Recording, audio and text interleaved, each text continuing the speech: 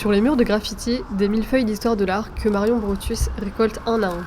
Près du canal de Saint-Martin se cache l'un des rares murs légaux de graffiti de la capitale. Les murs de graffiti, plus ils étaient peints, plus ça créait une croûte de graffiti qui les recouvrait avec les infiltrations d'eau. Ça finissait toujours par cloquer et par craquer. Et je me suis mise à creuser dedans sans trop savoir ce que j'allais en faire. Et puis à un moment, j'ai eu une révélation. Je me suis dit, mais je vais en faire des bijoux. À quelques rues du mur de Graff se trouve l'atelier de Marion, installé dans une imprimerie. C'est ici qu'elle fabrique ses bijoux à la main, à partir de morceaux de graffiti ramassés. Je vais fixer mes bijoux pour pas qu'ils bougent. Il y a un petit bout mignon qui s'est décollé, mais...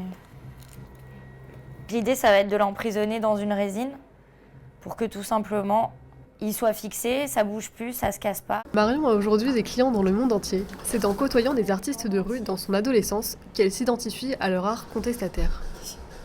Il se trouve que mon père, c'est un grand marchand d'art, donc j'avais aussi cette double culture à la fois donc de la galerie, de l'art, etc.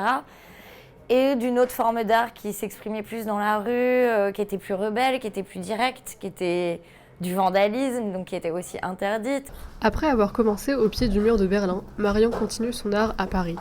Grâce au bouche à oreille, l'artiste vit désormais de son activité et collabore avec de grands noms de la scène urbaine.